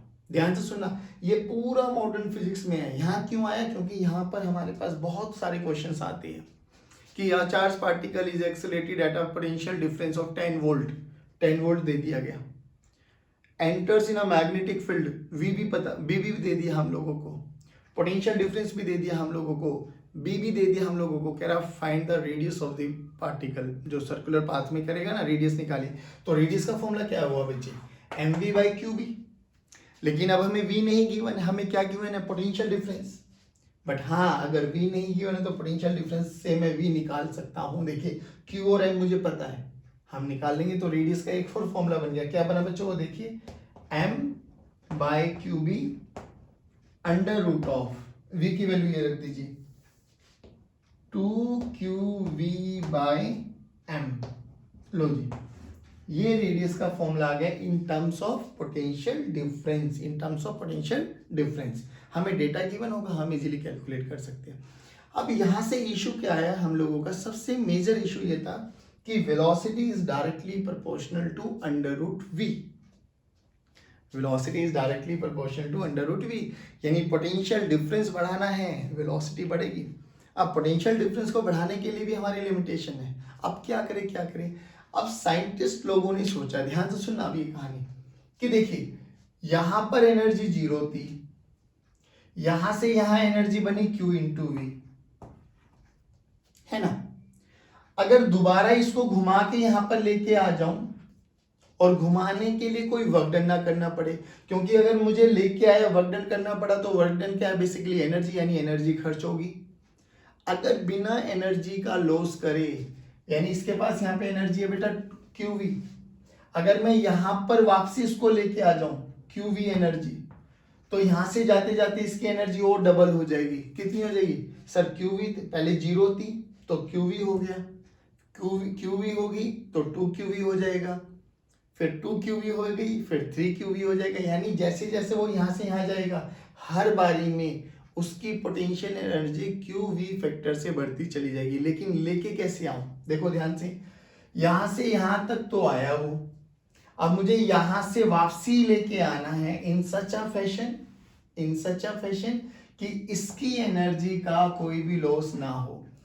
अब सोचो, कुछ ऐसा पढ़ा है क्या आपने कि कहीं वर्क डन जीरो होता है? याद करो। यस सर, कल ही तो पढ़ा है, work done by magnetic force is always zero. यानी और इसको घुमा के लेके आना है, यानी मैग्नेटिक फील्ड की प्रॉपर्टी लग रही है, मैग्नेटिक फील्ड इसको घुमा भी सकती है, यहां से यहां तक लेके भी आ सकती है, और work done by magnetic force zero भी हो जाएगा। यानी जितनी एनर्जी इसकी यहाँ पर है ना बच्चों, वो सारी की सारी एनर्जी वापसी यहाँ पर मिल जाएगी। फिर यहाँ से यहाँ वो इलेक्ट्रिक फील्ड के इन्फ्लुएंस में चलेगा, यानी उसकी वेलोसिटी और बढ़ जाएगी, यानी उसकी पोटेंशियल एनर्जी और बढ़ गई। फिर वापसी आएगा, फिर बढ़ जाएगी, फिर वापसी आएगा, फिर बढ़ जाएगी। यानी हमें यहाँ से समझ में आ गया कि ऐसा कुछ जो सिस्टम होगा ना, उसमें इलेक्ट्रिक फील्ड भी चाहिए होगी और मुझे मैग्नेटिक फील्ड भी चाहिए होगी। पहले बताइए क्या कॉन्सेप्ट समझ में आया? देखिए दोबारा समझिए, हमें क्यों इनकी सेटअप की जरूरत पड़ी, क्योंकि हमें न्यूक्लियर फिजिक्स में हाईली एक्सेलरेटेड चार्ज पार्टिकल चाहिए होती है। और वो हाईली एक्सेलरेटेड चार्ज पार्टिकल को निकालने के लिए सबसे पहले इलेक्ट्रॉन गन हमारे दिमाग में आई। इलेक्ट्रॉन गन के एक्सपेरिमेंट से हमें समझ में आया कि जो स्पीड है वो डायरेक्टली प्रोपोर्शनल है पोटेंशियल डिफरेंस की। चलिए, बट हर बारी में पोटेंशियल डिफरेंस में बहुत लार्ज का नहीं लगा सकता, तो फिर दिमाग में कुछ ऐसा आया कि क्यों ना कुछ ऐसा सेटअप किया जाए कि यहाँ के बाद चार्ज पार्टिकल जिसके पास एनर्जी है क्यूवी, वो घूम के आ जाए इन सच अ फैशन कि यहाँ से यहाँ तक आने में उसको कोई भी एनर्जी का लॉस ना हो। एक तो घूमे, तो घूमने के लिए तो मैग्नेटिक फील्ड, दूसरा मैग्नेटिक फील्ड में वर्क डन जीरो होता है। क्यों होता है? क्योंकि F is perpendicular to V is perpendicular to dr होता है, तो work done by magnetic field is always zero. याद करो, लिखवाया था। तो यहाँ तक लेके आ जाएगी। फिर हम लोगों को समझ में आया कि ये अलग अलग फॉर्मुलेज हमारे पास आ गए। एक चीज और देखिए, एम क्या होता है मास, और वी क्या होता है वेलोसिटी। याद करो, ये फॉर्मूला कुछ पढ़ा है। अरे यस सर, ये तो मोमेंटम का फॉर्मूला होता है, याद है ना? तो मैं रेडियस को मैं क्या लिख सकता हूँ, रेडियस को मैं लिख सकता हूँ P/QD। याद करो, P यानी मोमेंटम और काइनेटिक एनर्जी में एक रिलेशन होता है। क्या होता है जल्दी बताओ? नहीं याद तो देख लीजिए, ऐसे कर लेते। P this is equals to m into V. Kinetic energy होती है 1/2 mv²। याद करो हमने क्या किया था, m से मल्टीप्लाई m से डिवाइड किया था, तो ऊपर बना था p²/2m, यानी काइनेटिक एनर्जी बनी बच्चे p²/2m। याद है ना? तो p की वैल्यू क्या हो जाएगी, √k2m। तो p की वैल्यू क्या हो जाएगी बेटे, √2km/qb। लो बच्चों, एक ये वाला फॉर्मूला भी होता है हमारे पास। k का फॉर्मूला अभी अभी हम लोगों को पता है, काइनेटिक एनर्जी पोटेंशियल एनर्जी के बराबर होती है, यानी k को मैं q इंटू वी भी लिख सकता हूँ, k को मैं q इंटू वी भी लिख सकता हूँ। दोबारा रख दीजिए वहां पर। तो फॉर्मूला क्या बना बच्चों, √2 इंटू k की वैल्यू qvm/qb। अरे ये वही फॉर्मूला हो गया जो यहाँ पे पढ़ा था हम लोगों ने, है ना? ये वही वाला फॉर्मूला हो गया जो अभी अभी कैलकुलेट किया था। देखो, इसको अंदर लेके चले जाएंगे तो अंदर m² हो जाएगा, m² में m² को मारते वही फॉर्मूला आ गया हमारे पास। बताइए यहाँ तक समझ में आया? पक्का? चलिए, तो बच्चों ये एक सेटअप है आपके पास साइक्लोट्रॉन का। अब हम इसके बारे में थोड़ा डिटेल एनालिसिस करेंगे, और as far as CBSE is concern, again a very very very important topic. ध्यान से सुनना, बहुत ईजी है, बहुत इंटरेस्टिंग है, मजा आएगा आप लोगों को। लेकिन अभी समझ में आ गया हमें पहले कि क्यों इन चीज़ों की इन्वेंशन की गई, क्योंकि हमें हाईली एक्सेलरेटेड चार्ज पार्टिकल चाहिए होते हैं। अच्छा, इसका बेसिक प्रिंसिपल तो वही है कि it is use to accelerate the positively charge particle. It is use to accelerate positively charge particles को हमें एक्सेलरेट करने के लिए यूज में आता है। सेकेंडली, अगर हम बात करें थोड़ा सा इसका कंस्ट्रक्शनल पॉइंट ऑफ व्यू, तो हम लोगों ने जो ये डी दिखाई दे रही है ना बच्चों, देखिए ये इसका फ्रंट व्यू है अगर आप सामने से देखोगे, और ये उसका सेक्शनल व्यू है, ठीक है ना? तो अगर हम बात करें, ये मेटेलिक डीज है हमारे पास, these are metallic hollow dees, metallic hollow, ठीक है। एक होलो मेटेलिक स्फीयर था, काटा बीच में से, ये डीज के रूप में बन गया हमारे पास, ठीक है। और ये ऊपर नॉर्थ पोल और एक साउथ पोल, यानी हम लोगों ने मैग्नेटिक फील्ड भी लगा दी। और ये एक हाई फ्रीक्वेंसी ऑसिलेटर है। अच्छा, यहाँ पर देखना, हाई फ्रीक्वेंसी ऑसिलेटर, अभी तक जो हम लोगों ने बैटरी देखी है वो कुछ ऐसे देखी है ना। ये डीसी बैटरी होती है हमारे पास, कांस्टेंट इसका पोटेंशियल डिफरेंस होता है, यानी इलेक्ट्रिक फील्ड जो भी रहेगा वो थ्रू आउट कांस्टेंट रहेगा। और ये वाला पॉजिटिव टर्मिनल रहेगा हमेशा, और ये वाला नेगेटिव टर्मिनल रहेगा। यहाँ पर जो हम यूज करते हैं ना, वो ऑल्टरनेटिंग सोर्स यूज करते हैं, सेम वही सोर्स जो हमारे घर में आता है। ऑल्टरनेटिंग सोर्स का सिंबल ये होता है बच्चों। अगर हम बात करें इसका ग्राफ के बारे में, E as a function of T, यानी potential difference as a function of T, तो ग्राफ कुछ ऐसा जाता है। यानी जैसे जैसे टाइम पीरियड चेंज होता चला जाता है, वो जीरो से स्टार्ट होके मैक्सिमम, फिर जीरो, फिर अपनी डायरेक्शन यानी पोलैरिटी चेंज कर लेता है, फिर नेगेटिव में मैक्सिमम जाएगा, फिर जीरो आएगा। यानी अगर हम बात करें किसी भी इंस्टेंट पर ये पॉजिटिव ये नेगेटिव था, तो अगले ही इंस्टेंट ऑफ टाइम पर ये नेगेटिव ये पॉजिटिव बन जाएगा। यानी इलेक्ट्रिक फील्ड एक बारी ऐसे, एक बारी ऐसे। बात समझ में आई? हर एक कंट्री में इसकी अपनी अपनी अलग अलग फ्रीक्वेंसी होती है। जैसे हमारे इंडिया में जो इसका रियल डेटा है, याद करो 220 वोल्ट 50 हर्ट्ज लिखा आता है ना, स्टैंडर्ड है, इंडियन सप्लाई है। ये 50 हर्ट्ज का मतलब क्या होता है? ये होती है फ्रीक्वेंसी, नंबर ऑफ ऑसिलेशन पर सेकेंड। बात समझ में आई? यानी हमारे घर में जितनी भी इलेक्ट्रिकल डिवाइसेस है, पंखा है, बल्ब है, तो वो बल्ब एक सेकेंड में 100 बारी बंद होता है। हाँ, ऐसे मत देखिए, वो हमें दिखाई नहीं देता, क्योंकि एक सेकेंड में 100 बारी ऑसिलेट करना, 100 बारी बंद होके जलना, वो बहुत फास्ट प्रोसेस है।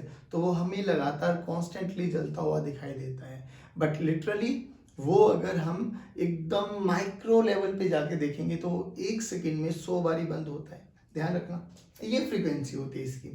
तो इसकी फ्रीक्वेंसी होती है एक हमारे पास, ठीक है ना। और ये क्या करेगा, उस पर्टिकुलर इंटरवल में अपने आप की पोलैरिटी को चेंज करने वाला है। यानी एक बारी ए पॉजिटिव बनेगा, एक बारी बी पॉजिटिव बनेगा, अगले ही फ्रैक्शन ऑफ सेकंड में बी पॉजिटिव बन गया, ए नेगेटिव बन गया, फिर ए नेगेटिव ए पॉजिटिव बन गया, बी नेगेटिव बन गया। यानी इलेक्ट्रिक फील्ड कभी लेफ्ट कभी राइट, कभी लेफ्ट कभी राइट, तो ये ऐसे ही ऑसिलेट करती चली जाएगी। अब सुनना, इसकी जो ये ऑसिलेशन की फ्रीक्वेंसी है, इसको मैंने नाम दे दिया एफ डैश।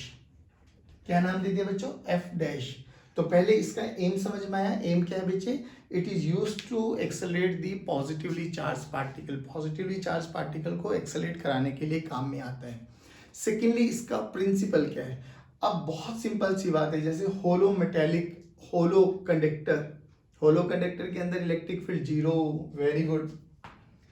यानी यहाँ पर इलेक्ट्रिक फील्ड का सोर्स तो है ये वाला high frequency oscillator, this is source of electric field, source of electric field. यानी इलेक्ट्रिक फील्ड इसके कारण जनरेट होगा। और जो ये नॉर्थ पोल साउथ पोल है, ये सोर्स ऑफ मैग्नेटिक फील्ड। और यहाँ पर हम लोगों ने मैग्नेटिक फील्ड कहाँ है? अंदर बनाई हुई है, ये रहा मैग्नेटिक फील्ड। ध्यान से देखना बच्चों। अच्छा, एक चीज और, यहाँ पे इलेक्ट्रिक फील्ड या तो देखिए, इलेक्ट्रिक फील्ड या तो इस डायरेक्शन में होगी या इस डायरेक्शन में होगी। ये तो होलो है बच्चे, यहाँ तो इलेक्ट्रिक फील्ड जीरो रहेगी। तो इलेक्ट्रिक फील्ड केवल और केवल इस डी के अंदर रहने वाली है। ये D1 बोल देते हैं और इसको हम D2 बोल देते हैं। अच्छा, एक चीज और सुनना मेरी बात, मैग्नेटिक फील्ड अंदर है, इलेक्ट्रिक फील्ड ये रहा, तो E and B are perpendicular to each other. Condition देख लेना यहाँ पर, E perpendicular to B, E and B are perpendicular to B। यानी इस पूरे रीजन में मैग्नेटिक फील्ड तो एग्जिस्ट करेगा। यहाँ पर इलेक्ट्रिक फील्ड जीरो है बट मैग्नेटिक फील्ड होगा, यहाँ पर इलेक्ट्रिक फील्ड भी होगा, मैग्नेटिक फील्ड भी होगा। यहाँ पे इलेक्ट्रिक फील्ड जीरो होगा और मैग्नेटिक फील्ड एग्जिस्ट करेगा। याद करना, बिल्कुल बेसिक है, सारी चीजें आप पढ़ चुके हो तो अब आपको समझ में आएगा। अच्छा, अब हमने देखा था जो कि यहाँ पर इलेक्ट्रिक फील्ड भी है, यहाँ पे मैग्नेटिक फील्ड भी है, लेकिन ये जो गोल गोल घूमेगा वो मैग्नेटिक फील्ड घुमाएगा ना। और मैग्नेटिक फील्ड का फॉर्मूला QVB होता है सर। और गोल गोल घूमने वाले को हम सेंट्रीपिटल फोर्स बोलते हैं, यानी mv²r के बराबर होगा सर। यानी ये सेम रिजल्ट्स हम लोग निकालने वाले हैं, आर का फॉर्मूला, टाइम का फॉर्मूला और फ्रीक्वेंसी का फॉर्मूला। अच्छा एक चीज बताइए, यहाँ पे जो चार्ज रखेंगे वो चार्ज क्यों रख रहे हैं हम लोग? क्योंकि सर हम चाहते हैं उसकी स्पीड बढ़े, एक्सेलरेट करे वो। अच्छा स्पीड बढ़ेगा, एक्सेलरेट करेगा तो radius is directly proportional to speed, यानी वो धीरे धीरे धीरे धीरे अपना रेडियस बढ़ाता जाएगा। ठीक है सर, बट रेडियस बढ़ाता चला जाएगा, क्या उसके एक कंप्लीट रोटेशन के टाइम पे कोई फर्क पड़ने वाला है क्या? सर नहीं, क्योंकि time period is independent of speed. चाहे वो छोटा चक्कर लगाए चाहे वो बड़ा चक्कर लगाए, लेकिन अगर उसका चार्ज, मास और बी सेम है तो उसका टाइम पीरियड सेम रहेगा। यानी टाइम पीरियड सेम है तो फ्रीक्वेंसी भी कांस्टेंट रहेगी, है ना बच्चों? ध्यान से सुनना बच्चों, जो कि ये यूज ही किया गया है उसकी स्पीड को बढ़ाने के लिए। यानी स्पीड बढ़ेगी तो ये पक्की बात है उसका रेडियस बढ़ेगा। यानी एक बारी वो छोटा चक्कर लगाएगा, फिर धीरे बढ़ता चला जाएगा, बढ़ता चला जाएगा, बढ़ता चला जाएगा। बात समझ में आ रही है ना? लेकिन उसके रेडियस के बढ़ने से ना तो उसका time period of oscillation change होने वाला है, ना फ्रीक्वेंसी ऑफ ऑसिलेशन चेंज होने वाली है। यानी साइक्लोट्रॉन में जब वो पार्टिकल घूमेगा तो उस पार्टिकल की फ्रीक्वेंसी तो रहेगी ये, ठीक है ना? अब हमारे पास जो ये ऑसिलेटर है ना बेटा, जो सोर्स ऑफ इलेक्ट्रिक फील्ड है, इसकी फ्रीक्वेंसी मान लेते हैं एफ डैश। क्या मान लेते हैं? F dash. अब ये कंडीशन है बच्चों, इस कंडीशन के बारे में मैं बहुत अच्छे से आपको एक्सप्लेन कराऊंगा। क्या कंडीशन? कि अगर इसकी प्रॉपर फंक्शनिंग चाहिए हमें तो F dash must be equal to F. F किसकी फ्रीक्वेंसी है?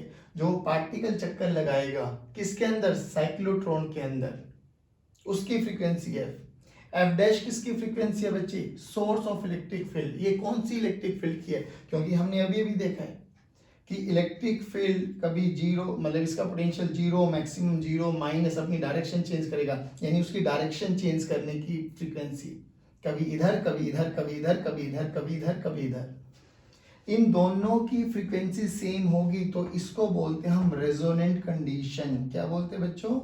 Resonant condition. अब इस रेजोनेंट कंडीशन को थोड़ा सा आपको लेमन लैंग्वेज में समझाता हूँ। ये रेजोनेंट कंडीशन क्या होती है? याद करो, आप अपने डे टू डे लाइफ में भी यही एग्जांपल देखते हो।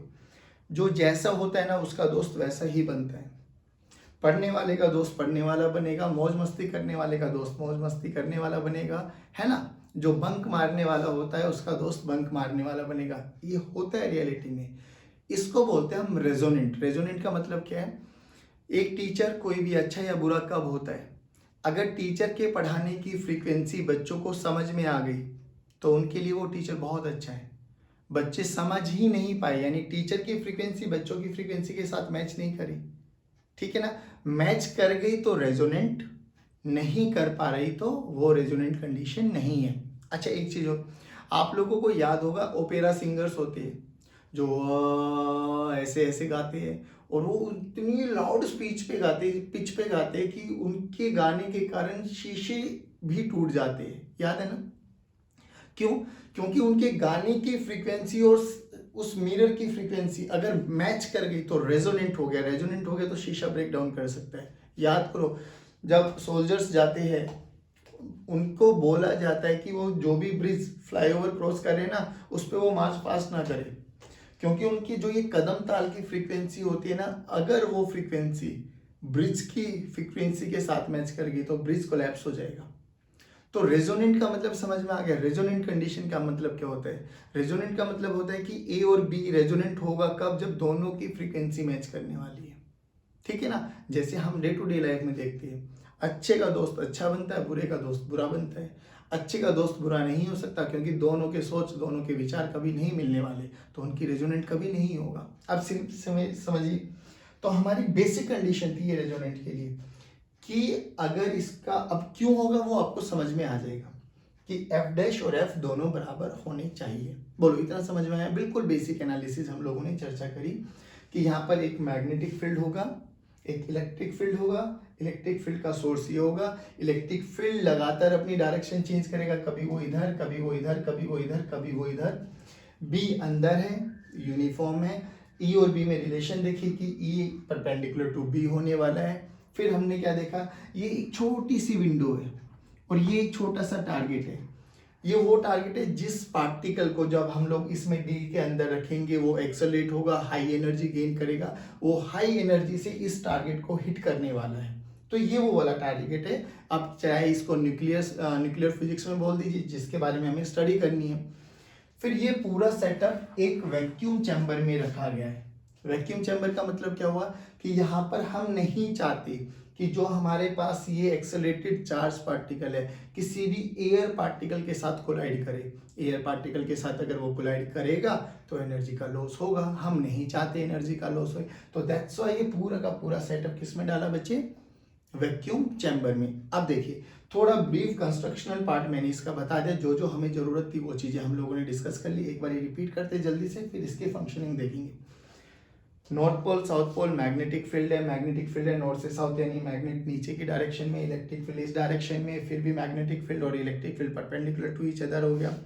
फिर हम लोगों ने ये देखा ये होलो मेटेलिक है, तो डी के अंदर इलेक्ट्रिक फील्ड जीरो होने वाला है, इधर भी इलेक्ट्रिक फील्ड जीरो होने वाला, बट पूरे में मैग्नेटिक फील्ड एग्जिस्ट करेगा। अब याद करो, अभी अभी कुछ टाइम पहले हमने देखा था इलेक्ट्रिक फील्ड बहुत डोमिनेटिंग होती है, यानी इस डी के अंदर इलेक्ट्रिक और मैग्नेटिक फील्ड दोनों हैं, तो यहाँ पर कौन ज़्यादा एक्टिव होगा, इलेक्ट्रिक फील्ड। और इलेक्ट्रिक फील्ड क्या करेगा, पार्टिकल को एक्सेलरेट कराता है, पार्टिकल को एक्सेलरेट कराता है, याद रखना बच्चों। और एक्सेलेरेशन कितनी होती है, Q E by M, Q E by M. और मैग्नेटिक फील्ड क्या कराएगा, मैग्नेटिक फील्ड घुमाता है। तो ये इसका प्रिंसिपल हो गया कि electric field will accelerate the charge particle and magnetic field will rotate the charge particle. Accelerate कौन कराएगा, इलेक्ट्रिक फील्ड, रोटेट कौन कराएगा, मैग्नेटिक फील्ड। ये इसका प्रिंसिपल हो गया। इसका एम क्या था, it is used for accelerating the positively charge particle, positive charge particle को एक्सेलरेट कराने के लिए काम में आता है।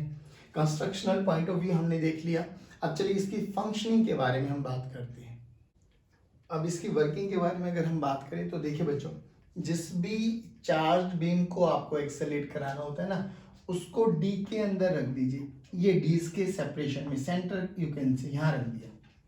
अब यहाँ पे कौन है, इलेक्ट्रिक फील्ड। अब देखना ध्यान से, हम मान लेते हैं कि किसी इंस्टेंट के लिए D1 पॉजिटिव है और D2 कैसा हमारे पास नेगेटिव। तो इलेक्ट्रिक फील्ड इस रीजन में इधर सेटअप है, तो इधर सेटअप है, तो इलेक्ट्रिक फील्ड पॉजिटिव चार्ज है, तो इलेक्ट्रिक फील्ड पॉजिटिव चार्ज को अपनी तरफ लेके जाएगा। इधर फोर्स लगेगा इस पे Q इंटू ई, ठीक है ना, Q इंटू है तो इसकी स्पीड बढ़ गई लेट से V1। अब ये क्या करेगा, V1 यहाँ तक एक्सेलरेट करेगा बच्चों बस। फिर क्या करेगा, ये मैग्नेटिक फील्ड रीजन में आ गया। जैसे ही मैग्नेटिक फील्ड में घुसेगा क्या होगा बच्चे, यहाँ पे तो इलेक्ट्रिक फील्ड जीरो है, यानी इसकी स्पीड इस रीजन में जितनी बढ़ गई, ठीक है ना। अब मैग्नेटिक फील्ड क्या करेगा, इसको रोटेट कराएगा। देखिए B इधर है, V इधर है, B अंदर है, फोर्स ऊपर, यानी इस पे एक फोर्स लगेगा ऊपर की डायरेक्शन में। अब ध्यान से सुनना बच्चों, अब फ्रीक्वेंसी का मतलब समझ में आए।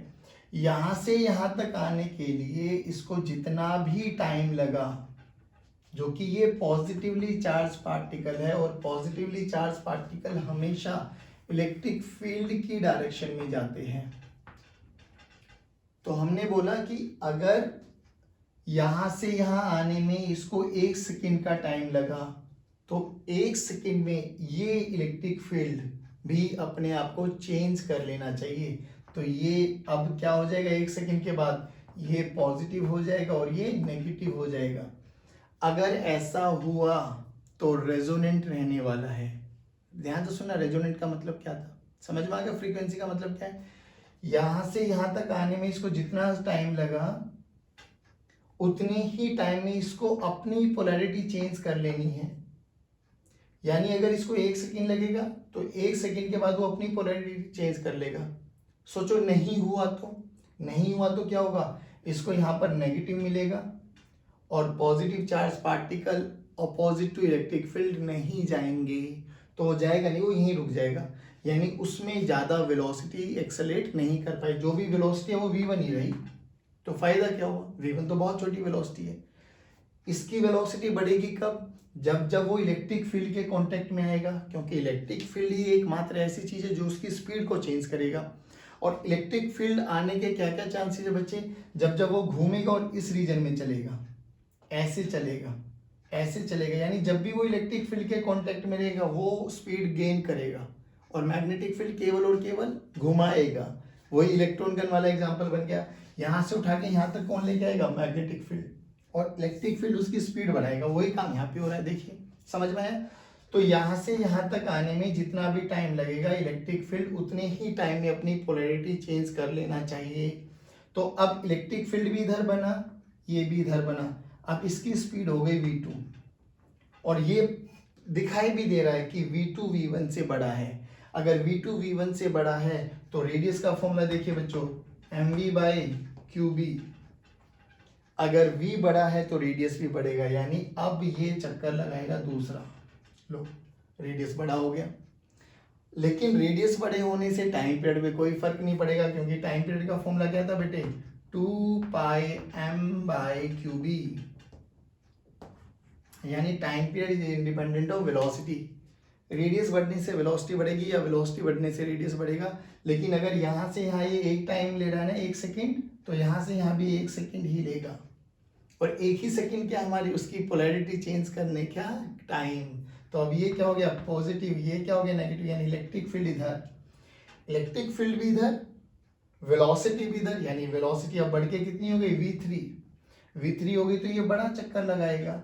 फिर ये v4 ऐसे करते करते करते करते करते करते करते करते करते करते ये ऐसे स्पीड लगातार बढ़ती चली जाएगी।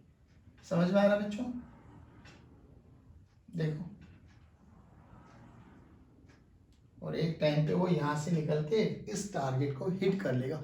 हाईली एनर्जेटिक, बहुत हाई एनर्जी हो जाएगी। बात समझ में आई ना। अब ये इसकी फंक्शनिंग हो गई, ये इसकी कंस्ट्रक्शनल पॉइंट हो गया। एक चीज और देखना बच्चों, ये सेपरेशन R1 और R2 के बीच का, ये सेपरेशन R2 और R3 के बीच का, ये सेपरेशन और ये सेपरेशन, जैसे जैसे मैं आगे चलता जा रहा हूँ मैंने रेडियस के बीच की दूरी को कम कम कम कम कम कम करते चले गए, यानी रेडियस कांस्टेंट नहीं है। R1 R2 के बीच का डिफरेंस, R2 R3 के बीच का डिफरेंस, R3 R4 के बीच का डिफरेंस भी अलग अलग है, वो अभी समझाऊंगा आपको, टेंशन ना लेना। बट ये बताइए क्या इतना समझ में आया आप लोगों को, दोबारा समझाते हैं। इलेक्ट्रिक फील्ड एक्सेलरेट कराएगा, मैग्नेटिक फील्ड रोटेट कराएगा, सेम वही क्वेश्चन है जो अभी तक पढ़ते आए थे भैया। वेलोसिटी और मैग्नेटिक फील्ड नॉर्मल है, वेलोसिटी ये रही, मैग्नेटिक फील्ड अंदर है, नॉर्मल है, तो चक्कर लगाएगा तो रेडियस होगा, रेडियस वेलोसिटी के डायरेक्टली प्रोपोर्शनल होगा। जब जब वो इलेक्ट्रिक फील्ड में एंटर करेगा तब तब उसकी वेलोसिटी बढ़नी चाहिए, और वेलोसिटी भी बढ़ने का कंडीशन है कि जैसे ही वो चक्कर लगा के आए ये पोलैरिटी चेंज हो जानी चाहिए। अगर नहीं होगी तो उसको बोलते हैं हम आउट ऑफ फेज, इसको बोलते हैं हम सिंक्रोनाइजेशन या विद इन दी फेज। अगर पोलैरिटी इसके आने से पोलैरिटी चेंज नहीं हुई तो हम बोलेंगे cyclotron is out of phase. Out of phase का मतलब रेजोनेंट कंडीशन नहीं हुई, रेजोनेंट कंडीशन नहीं होगी तो वो एक्सेलरेट नहीं करेगा। समझ में आ गया। वेलोसिटी बढ़ाने का क्या तरीका है, बार बार इस सेपरेशन में से निकल के जाए, जितनी बार भी निकलेगा उतनी बार वेलोसिटी बढ़ेगी, जितनी बार वेलोसिटी बढ़ेगा उतनी ज़्यादा वो एक्सेलरेट करेगा, उतना बड़ा रेडियस बनाता चला जाएगा, और एक टाइम में वो अच्छी खासी एनर्जी लेके इस विंडो से टारगेट को हिट कर देगा, और हमारी जो भी स्टडी करनी है हम वो इजीली कर सकते हैं। बताइए यहाँ तक कोई इशू आया क्या बच्चों, पक्की बात। अब देखो, अभी अभी हम लोगों को पता था v यानी स्पीड, याद है फॉर्मूला क्या आया था, qv this is equal to 1/2 mv²। अभी अभी निकाला था, पोटेंशियल एनर्जी काइनेटिक एनर्जी के बराबर होता है। ये v स्पीड होता है, ये v पोटेंशियल होता है। तो यहाँ से v का फॉर्मूला क्या आया था बच्चों हमारे पास, v का फॉर्मूला आया था सर 2qv/m। ये v आपके पास पोटेंशियल, और ये qv क्या बन गई हमारे पास, एनर्जी। qv क्या बन गई, एनर्जी बनी ना, qv एनर्जी। यस सर, चलिए रखे हुए यहाँ पे वैल्यू देखिए। रेडियस का फॉर्मूला क्या आ गया बच्चे, रेडियस का फॉर्मूला बना हमारे पास m, v की वैल्यू रख दो ये 2qv/m डिवाइडेड बाय qb। देखो तो गाइस हमारे पास रेडियस का फॉर्मूला ये आ गया है, ठीक है ना। अब देखिए जब पहला चक्कर लगाया तो पोटेंशियल डिफरेंस v मान लेते हैं, तो यहाँ से यहाँ तक जाने में इसको कितना पोटेंशियल डिफरेंस मिला, v। तो रेडियस r1 का फॉर्मूला कितना आ गया बच्चों, इसको m को अंदर लेके जाना चाहिए वरना रहने दीजिए, चलो m/qb, ठीक है, √2q/m इंटू v, ये रेडियस 1 आ गया। अब जब ये दूसरा बारी चक्कर लगाएगा तो R2 में कितना रेडियस आया बच्चे, सर ये v और ये v 2v हो जाएगा, अब इसका पोटेंशियल डिफरेंस है ना। तो R2 कितना आया बच्चों, m/qb तो एज इट इज रहेगा, √q2/m भी सेम रहेगा, लेकिन v कितना आ गया, 2v हो गया सर। जब वो R3 जाएगा तो ये 1 2 3 यानी 3 बारी पोटेंशियल डिफरेंस ले चुका होगा। तो R3 कितना हो जाएगा बच्चों, m/qb √2qm/3v। अब देखो ये टोटल कितना बना, R1 है ना, तो मैं लिख सकता हूं R2 कितना बना बच्चे, √2r1, और R3 कितना बना बच्चे, √3r1। लो है ना, देखिए 3 को छोड़ दो, तो अगर मैं इसको ऐसे लिखूं देखना जरा, m/qb √2qm/v इंटू √2, तो ये तो क्या बना हमारे पास, R1। लो जी, तो मैंने लिख दिया √2r1, √3r1, √4r1 ऐसे। अब सेपरेशन करो, R2 minus R1, R1 minus R2 कर लीजिए, या R2 माइनस R1 कर लेते, चलो R2 माइनस R1 करते, तो R2 माइनस R1 करो, तो R2 क्या है बच्चे, 2√2r1 minus R1, this is equals to √2 minus 1 into R1, ठीक है ना। R3 माइनस R2 करो, तो ये कितना आ जाएगा, √3r माइनस √2r, तो ये कितना बना बच्चों, √3 माइनस √2r, √3 माइनस √2r। तो देखिए √1 माइनस 1 यानी 0.414, ये 0.3 समथिंग आएगा, यानी जैसे जैसे हम आगे बढ़ते जा रहे हैं separation between R1 R2 R3 R4 ये चेंज होता जा रहा है। तो जो ये शेप होते हैं ना, इसको बोलते हैं हम स्पाइरल। क्या बोलते हैं बच्चों इसको, स्पाइरल शेप, स्पाइरल शेप आ जाती है। चलिए अब बच्चों इसकी कैलकुलेशन सेम वही है, टाइम पीरियड निकालने के लिए पूछेगा तो जैसे हम लोगों ने पहले कैलकुलेशन की थी, सेंट्रीपिटल फोर्स और मैग्नेटिक फोर्स को इक्वेट कर देंगे, टाइम भी आ जाएगा, फ्रीक्वेंसी भी आ जाएगी, एंगुलर स्पीड भी आ जाएगा, रेडियस भी आ जाएगा, थीटा भी आ जाएगा। काइनेटिक एनर्जी पूछे तो काइनेटिक एनर्जी का फॉर्मूला बताइए बच्चों, काइनेटिक एनर्जी का फॉर्मूला होता है 1/2 mv², है ना। v ये रहा हमारे पास, v का फॉर्मूला देखिए क्या बन गया, r/m। लो इसका स्क्वायर करके यहाँ पे रख दीजिए, तो काइनेटिक एनर्जी भी आ गई, ये सब चीज़ें हम लोगों को आ गया। तो जब ये हमारे 3 नंबर में आता है एग्जाम में, तो हमें ये डायग्राम बनाना होता है, एम लिखना होता है, प्रिंसिपल लिखना होता है, कंस्ट्रक्शन लिखनी होती है, वर्किंग लिखनी होती है, कैलकुलेशन पूछे तो कैलकुलेशन। यहाँ से सबसे इंपॉर्टेंट जाता है इसकी लिमिटेशन। और ये शेप याद रखना बच्चों कि जैसे जैसे जैसे जैसे जैसे जैसे रेडियस बढ़ता चला जाएगा और धीरे धीरे धीरे धीरे धीरे धीरे उनका सेपरेशन कम होता चला जाएगा। इस शेप को हम बोलते हैं स्पाइरल शेप, ठीक है ना। अब बात करते हैं what are the limitations of cyclotron. Cyclotron के बारे में पूछा जाए ना पूछा जाए बच्चों, लिमिटेशंस जरूर पूछी जाती है। बेसिकली 3 ही लिमिटेशंस होते हैं जिसके बारे में हमें डील करना है, ठीक है। चलिए स्टार्ट करते, चलिए गाइस अब बात करते हैं हम लिमिटेशंस ऑफ साइक्लोट्रॉन। मैं फिर कह रहा हूँ, पेपर में कुछ आए ना आए, 2 नंबर में 1 नंबर में ये जरूर पूछा जाता है what are the limitations of cyclotron. जैसे कि हम लोगों ने अभी देखा कि साइक्लोट्रॉन बेसिकली क्या करता है, पॉजिटिवली चार्ज पार्टिकल को एक्सेलरेट कराने के लिए काम आता है। अब बड़ा बेसिक सा क्वेश्चन ये पूछा जाता है कि क्या मैं इससे कितनी भी वेलोसिटी ले सकता हूँ क्या। भाई ये क्या है, ये वेलोसिटी को इंक्रीज ही तो करता है, वेलोसिटी को इंक्रीज करता है, रेडियस इंक्रीज होता है। अब ना क्वेश्चन बड़ा बेसिक सा कॉमन क्वेश्चन ये दिमाग में आता है, क्या मैं इससे कुछ भी वेलोसिटी अटेन कर सकता हूँ। आंसर है नहीं। क्यों नहीं, रीजन समझिए। क्योंकि according to theory of relativity, ये देखिए formula, m this is equals to m naught by under root of 1 minus v square by c square. m is your mass in motion या motion वाला mass in motion और m naught is your rest mass. हालांकि आप लोगों को electrostatics में बताया गया होगा कि रियलिटी में v is very very very very less then c. v क्या है? हमारी स्पीड. हम नॉर्मली कभी भी जीवन में c के लमसम भी नहीं जाते, कभी भी नहीं जाएंगे. c के लमसम भी नहीं जाते तो ये numerator is very very very less than denominator. तो ये v बाई c का ratio is approximately equals to 0. तो हमारे लिए रेस्ट मास और मास इन मोशन सेम रहता है बच्चों, सेम रहता है हमारे लिए. बट जब हम बात करते हैं बहुत स्मॉल से पार्टिकल के बारे में, इलेक्ट्रॉन, प्रोटॉन, इनका मास कितना होता है? बहुत छोटा सा. इन पे अगर हम 1 न्यूटन का फोर्स भी लगाए तो इसमें बहुत हाई एक्सेलरेशन आ जाता है, बहुत हाई एक्सेलरेशन. तो होता क्या है अब सुनिए. तो उनका मास वेरी कर जाता है, उनका मास वेरी कर जाता है. क्यों? समझिए, अगर हमने बोला कि हमारा मास 100 किलोग्राम है और हम पे 1 न्यूटन का फोर्स लगाओ, फोर्स की वैल्यू 1 न्यूटन, तो हमें एक्सेलरेशन कितनी आएगी बच्चे?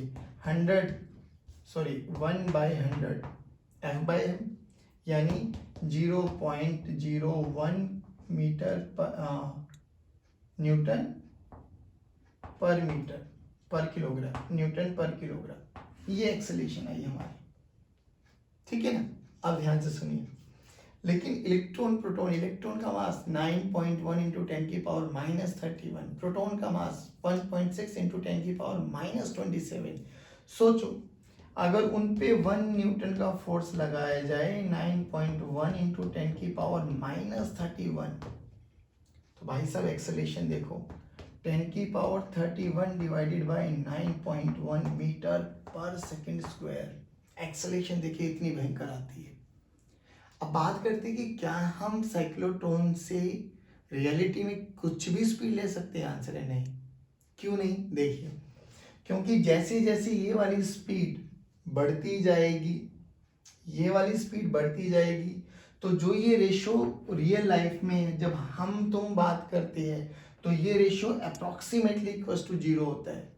बट जब हम स्मॉल पार्टिकल्स के बारे में बात करेंगे तो ये 0 नहीं होगा, क्योंकि उनकी स्पीड और इनकी स्पीड कंपेरेबल हो सकती है.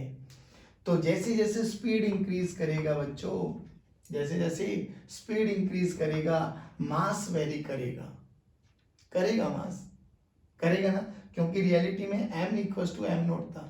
बट जैसे जैसे ये v वाली स्पीड बढ़ी तो ये रेशो बढ़ने लगी, ये रेशो बढ़ने लगी, तो 1 माइनस समथिंग, तो ये डिनोमिनेटर कम होने लगा, डिनोमिनेटर कम होने लगा तो मास इंक्रीज होने लगा, और मास इंक्रीज होने लगा. फ्रीक्वेंसी देखिए, frequency is inversely proportional to mass. और हमारी रेजोनेंट कंडीशन क्या थी बच्चे? एफ डैश एफ के बराबर होनी चाहिए. बट जब जैसे जैसे स्पीड बढ़ती चली जाएगी, स्पीड बढ़ती चली जाएगी, मास चेंज होता चला जाएगा, मास चेंज होता चला जाएगा. एफ जो साइक्लोट्रॉन की फ्रीक्वेंसी है बच्चे, साइक्लोट्रॉन की फ्रीक्वेंसी चेंज होती चली जाएगी, यानी F dash is not equals to F हो जाएगा. और F dash is not equals to F हो जाएगा तो ये रेजोनेंट नहीं बनेगा, यानी ये आउट ऑफ फेज हो जाएगा. क्या हो जाएगा बच्चों? ये out of phase. That's why हम इससे कोई भी, मतलब ये नहीं कि कुछ भी स्पीड हम इससे अटेन कर सकते, सर्टेन लिमिट में जब तक ये रिलेशन होल्ड रहेगा हम इससे अपनी इक्वेशंस, अपना वेलोसिटी गेन कर सकते, वेलोसिटी ले सकते.